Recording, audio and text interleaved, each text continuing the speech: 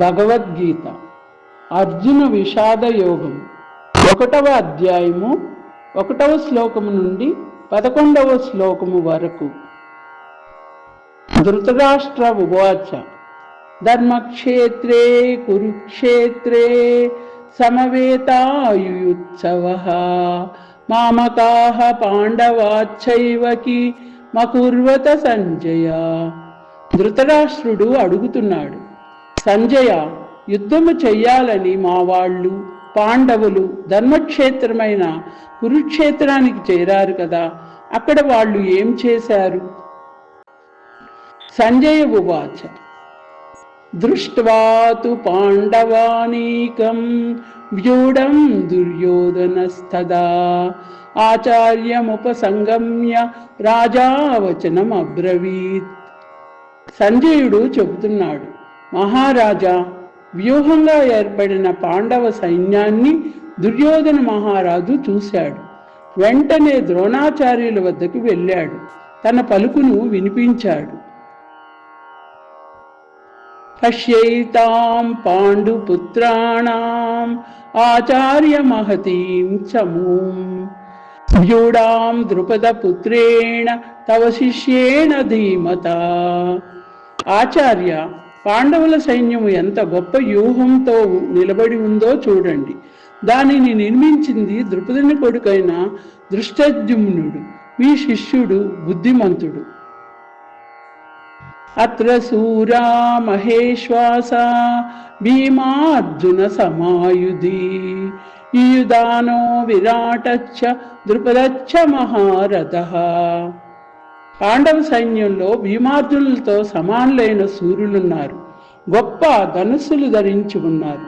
సాత్యకి, విరాటరాజు, మహారథుడైన ద్రుపదుడు, ఇంకా దృష్టకేతుచ్చేకితానః కాశీరాజచ్చ వీర్యవాన్ పురిజిత్ కుంతి భోజచ్చ సైభ్యచ్చ నరపుంగవః. దృష్టకేతువు, చేకితానుడు, బలవంతుడైన కాశీరాజు, పురుజిత్తు, కుంతి భోజుడు, పురుష శ్రేష్ఠుడైన సైభ్యుడు వాళ్లతో పాటు. యుధామన్యుచ్చ విక్రాంత ఉత్తమౌజాచ్చ వీర్యవాన్ సౌభద్రో ద్రౌపదేయాచ్చ సర్వ ఏవ మహారథాః. పరాక్రమవంతుడైన యుధామన్యుడు, బలవంతుడైన ఉత్తమౌజుడు, సుభద్ర కుమారుడు, ద్రౌపది కొడుకులు, వీళ్ళందరూ మహారథులే. అస్మాకం తు విశిష్టాయే తాన్నిబోధ ద్విజోత్తమా నాయకా మమ సైన్యస్య సంజ్ఞార్థం తాన్ బ్రవీమితే. బ్రాహ్మణోత్తమా, ఇక మన పక్షంలో గొప్పవాళ్ళు, సేనానాయకులు ఎవరో నీకు తెలియాలని చెబుతున్నా, వారిని కూడా గమనించి. భవాన్ భీష్మచ్చ కర్ణచ్చ కృపశ్చ సమితింజయః అశ్వత్థామా వికర్ణచ్చ సౌమదత్తిస్తతైవ చ.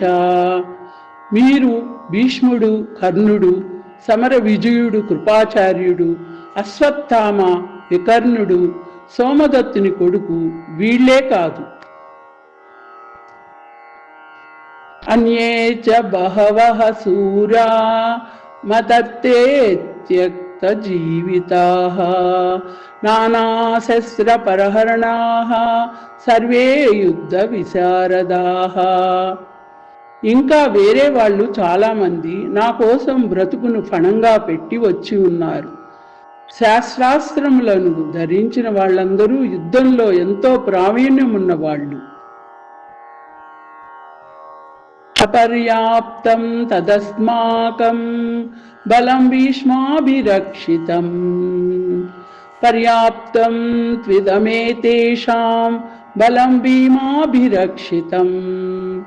మన సైన్యము అపారము, దానిని భీష్ముడు రక్షిస్తున్నాడు. ఇక పాండవుల సైన్యం అంటారా, అది చాలా పరిమితం, దానిని భీముడు కాపలా కాస్తున్నాడు.